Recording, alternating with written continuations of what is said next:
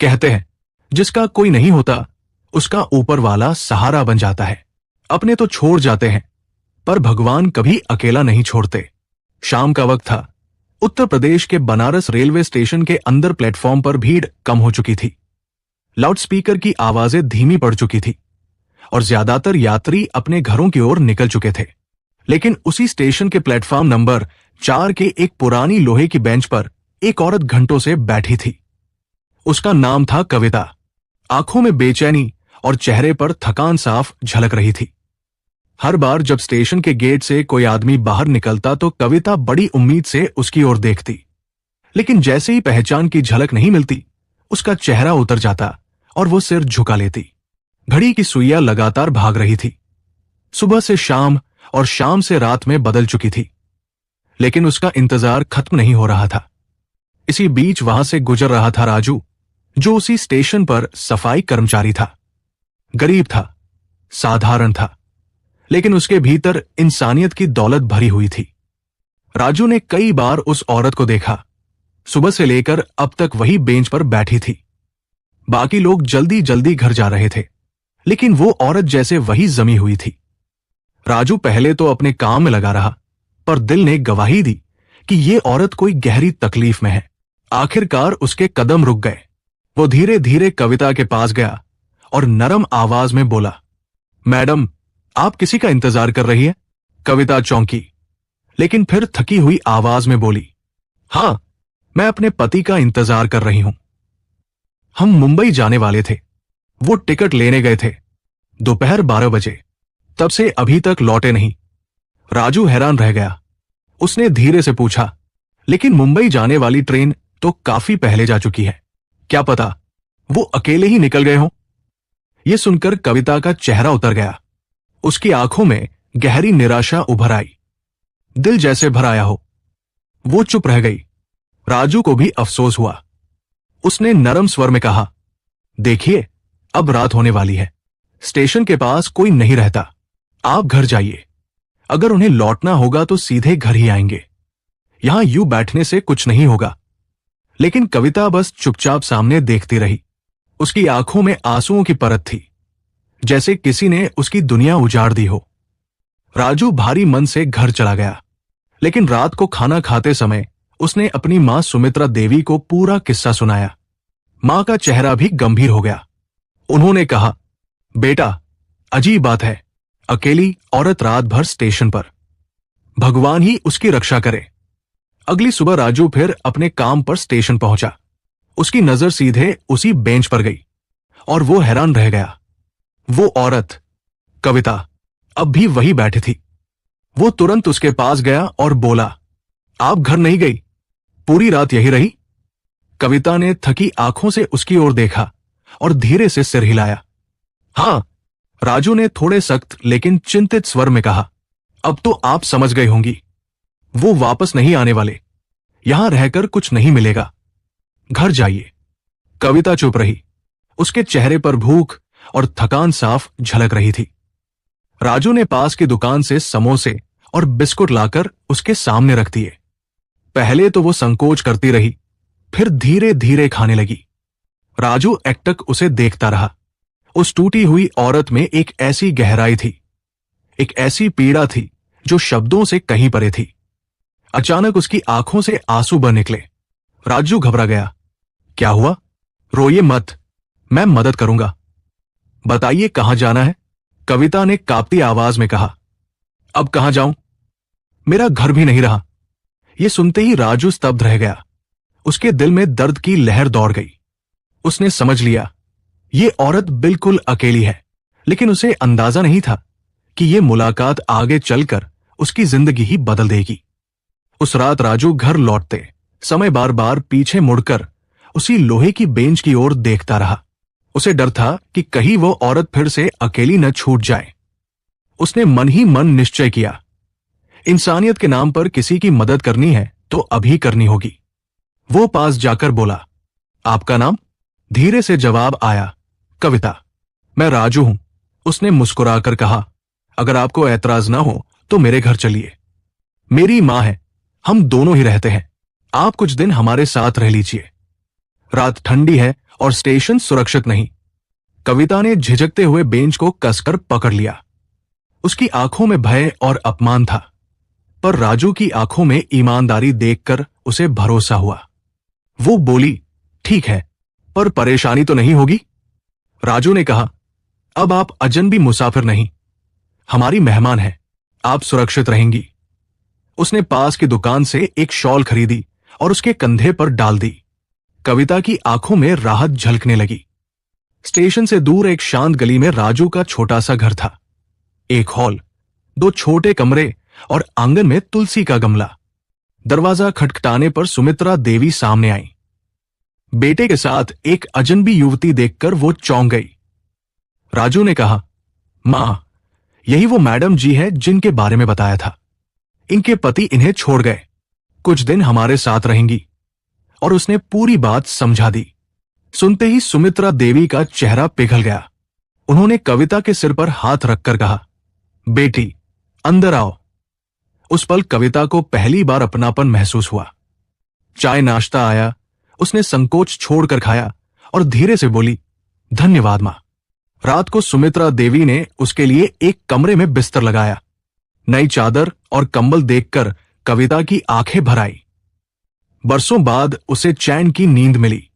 सुबह की किरण खिड़की से अंदर आई तो कविता सबसे पहले उठी। उसने कमरे को समेटा और रसोई में जाकर चाय बनाने लगी। सुमित्रा देवी बोली, देखा बेटा, घर में लक्ष्मी के पांव पड़ते ही उजाला हो गया। कविता ने कहा, मां, मुझे मेहमान न समझिए, काम मेरा है, घर मेरा है, बस फिर से जीना सीखना है। दिन भर में उसने घर को संवार दिया। शाम को जब राजू लौटा तो हर कोना चमक रहा था। वो चौंक कर बोला, मैडम जी, आज तो घर त्योहार जैसा लग रहा है। रात को तीनों साथ बैठे, बातें की और दर्द बांटते बांटते दिल हल्का हो गया। उस रात कविता ने आंखें बंद की और सोचा, मैं हारूंगी नहीं, अब अपनी जिंदगी नए सिरे से लिखूंगी। दिन बीतते गए और कविता उस छोटे से घर का हिस्सा बन गई। सुबह उठकर आंगन में पानी छिड़कना, तुलसी पर दीप जलाना, रसोई में मां के साथ नाश्ता तैयार करना, सब कुछ वो ऐसे करने लगी मानो बरसों से वही रहती हो। राजू और सुमित्रा देवी उसके हाथों के खाने की तारीफ करते और कविता के चेहरे पर अब मुस्कान लौटने लगी थी। पर जब अकेली होती तो धोखे की कसक उसकी आंखों में आंसू ला देती। एक सुबह रसोई में उसने सुमित्रा देवी से पूछा, मां, रक्षाबंधन आ रहा है, आपकी कोई बेटी नहीं? मां मुस्कुराई, नहीं बेटी, बस राजू ही है मेरा सब कुछ। अब तो उसकी शादी की चिंता है। कविता ने संकोच से कहा, तो क्या मैं कल राजू भैया को राखी बांध दूं? यह सुनकर मां चुप हो गई। फिर गंभीर स्वर में बोली, बेटी, क्या तू अब भी उस आदमी के पास लौटना चाहती है जिसने तेरा सब कुछ लूट लिया? कविता की आंखें नम हो गई। नहीं मां, अब वो मेरा कुछ नहीं। मां ने आगे पूछा, तो बता, अगर राजू तेरा जीवन साथी बने तो? कविता शर्मा गई, नजरें झुका ली। होंठ कांपे पर आवाज न निकली। मां मुस्कुराई, चुप्पी भी कभी कभी सहमति होती है। कविता ने सिर झुकाकर कहा, जो भी आप तय करेंगी वही मंजूर होगा। उस क्षण सुमित्रा देवी ने निश्चय कर लिया, अब राजू और कविता की शादी होगी। शाम को जब राजू घर लौटा तो रात को तीनों ने साथ बैठकर भोजन किया। वातावरण में अब बोझिलपन नहीं, अपनापन और हंसी थी। राजू और कविता के बीच अनजानी नजदीकियां बनने लगी थी। अगली सुबह कुछ अलग हुआ। राजू देर से जागा और तभी बाथरूम से कविता बाहर निकली, बस एक तौलिया लपेटे हुए। उसके गीले बालों से बूंदें गिर रही थी। सामने राजू को देख वो चौंक गई। दोनों कुछ क्षण यूं ही एक दूसरे को देखते रहे। राजू की आंखों में सिर्फ सम्मान और हैरानी था। कविता शर्माकर लौट गई और थोड़ी देर बाद साड़ी पहनकर आई। चेहरा लज्जा से भरा था, मगर आंखों में डर नहीं, बस स्वाभाविक संकोच। राजू ने धीमे स्वर में कहा, सॉरी, मुझे नहीं पता था। कविता हल्की मुस्कुराई और चुपचाप रसोई की ओर चली गई। उस सुबह की चुप्पी में भी एक मीठापन था। बिना बोले भी बहुत कुछ कह दिया गया था। उस सुबह की मीठी चुप्पी के बाद मानो राजू और कविता के बीच की दूरियां और तेजी से मिटने लगी। अब राजू पहले से कहीं अधिक उसका ध्यान रखने लगा था और कविता भी अब उसके सामने खुलकर मुस्कुराने लगी थी। घर के हर कोने में धीरे धीरे नई रौनक उतर आई थी। एक शाम जब दोनों आंगन में बैठे बातें कर रहे थे, तभी कविता की नजर अचानक पास की लॉटरी की दुकान पर पड़ी। मन में एक अनजाना विचार आया, क्या पता किस्मत मुस्कुरा दे। उसने चुपचाप एक टिकट खरीद लिया और उसे अपने सामान में रख लिया। रात भर वो बेचैन रही और सुबह 10 बजे टीवी पर रिजल्ट देखने बैठी। पहले, तीसरे और दूसरे विजेताओं के नाम आए। उसका नंबर नहीं था। उसका दिल टूटने लगा। लेकिन जब पहले पुरस्कार का नंबर घोषित हुआ तो उसकी आंखें अविश्वास से फैल गई। वही नंबर। वो उछल पड़ी। खुशी के आंसू आंखों से बह निकले। 1 करोड़ रुपए का इनाम। हाथ कांपते हुए उसने तुरंत राजू को फोन लगाया। राजू, मैंने लॉटरी जीत ली है। राजू पहले तो विश्वास नहीं कर सका, पर जब कविता ने टिकट की तस्वीर भेजी और दोनों ने मिलकर स्क्रीन पर नंबर मिलाया तो उसकी आंखें भी चमक उठीं। वाह, मैं अभी घर आता हूं। हम तुरंत टिकट जमा कराते हैं। दोपहर तक सारी प्रक्रिया पूरी हो गई। अगले ही दिन कविता के खाते में पूरे 1 रुपया करोड़ आ गए। अब तक टूटी हुई औरत अचानक भाग्य की धनी बन गई थी। शाम को जब दोनों घर लौट तो सुमित्रा देवी को देखते ही कविता दौड़कर गले लग गई। तो मां ने पूछा, क्या बात है बेटी, आज बड़ी खुश दिख रही है। कविता की आंखें चमक उठीं। उसने कहा, मां, मैंने लॉटरी जीती है, पूरे 1 करोड़ रुपए। सुनते ही मां अवाक रह गई। उनके आंसू निकल पड़े। ये खुशी के आंसू थे। उन्होंने कविता को सीने से लगा लिया और बोली, बेटी, भगवान ने तेरे आंसुओं और तेरी मेहनत की कीमत दी है। अब कोई तुझे कमजोर नहीं कहेगा। राजू भी बहुत खुश था। तीनों के चेहरों पर नई उम्मीद की रोशनी थी। लेकिन किसे पता था कि यह सुकून ज्यादा देर टिकने वाला नहीं। शाम को दरवाजे पर दस्तक हुई। कविता ने जैसे ही दरवाजा खोला, उसका चेहरा पीला पड़ गया। सामने वही आदमी खड़ा था, मनहर। वही जिसने उसे स्टेशन पर छोड़ा था। वही जिसने उसका घर बिकवाया और पैसे हड़प लिए थे। कविता, उसने मुस्कुराकर कहा, मैं तुझे लेने आया हूं। तू मेरी पत्नी है। कविता के भीतर लावा फूट पड़ा। उसने कांपती आवाज में कहा, पत्नी कहता है? उस दिन स्टेशन पर क्यों भागा था? जब सब लूट लिया तब याद नहीं आई मैं? मनहर बेपरवाह था। चेहरे पर कोई शर्म नहीं। बोला, गलती हो गई थी, अब सब ठीक करना चाहता हूं। कविता की आंखों में दृढ़ता चमक उठी। अब कुछ ठीक नहीं होगा। मैं अब तेरी नहीं, अपने आत्मसम्मान की हूं। उसने दरवाजा बंद करना चाहा, लेकिन मनहर ने हाथ पकड़ लिया। उसकी आंखों में हवस और लालच साफ झलक रहे थे। जेब से चाकू निकालते हुए बोला, मैंने टीवी पर सब कुछ देख लिया है। तुम्हें 1 करोड़ की लॉटरी लगी है। अब तेरे पास पैसे आ गए हैं ना, इसलिए छोड़ना चाहती है। देख, अगर तू मेरे साथ नहीं गई तो मैं तुझको मार डालूंगा। कविता सिहर गई, लेकिन उसके चेहरे पर अब भी अडिग संकल्प था। उसने कहा, तू जैसा स्वार्थी इंसान खुद को नहीं, दूसरों को मारता है। मुझे डराने की कोशिश मत कर। उसी वक्त दरवाजे से अंदर आया राजू। उसने देखा कि मनहर ने चाकू कविता की गर्दन पर रख दिया है।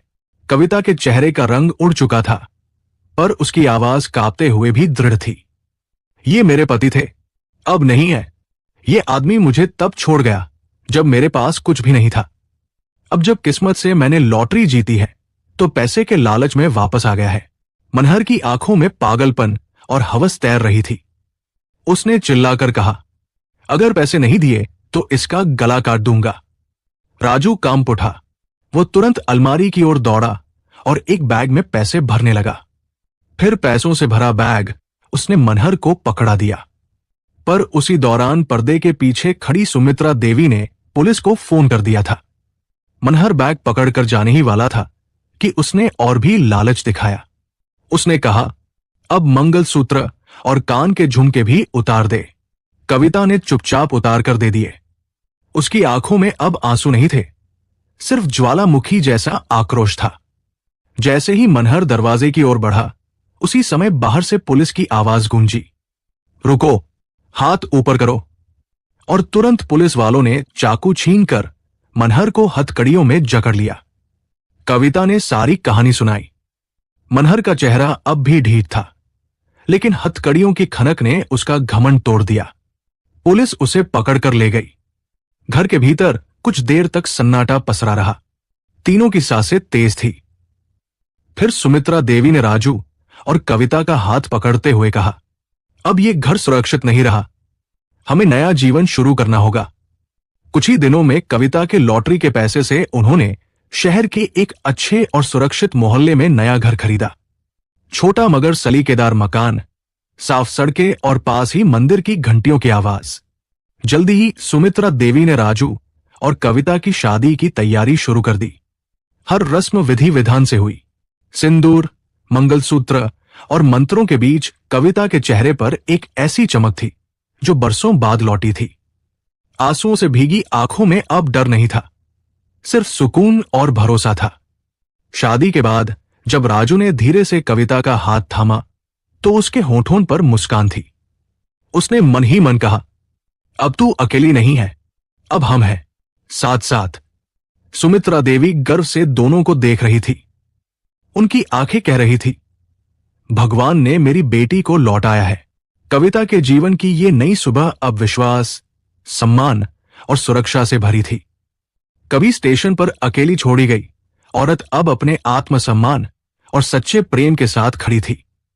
दोस्तों, ये कहानी हमें सिखाती है कि जब अपने ही धोखा दे जाते हैं तो जिंदगी अंधेरी लगती है, लेकिन अक्सर किसी अनजाने का इंसानियत भरा हाथ हमें फिर से जीने की वजह देता है।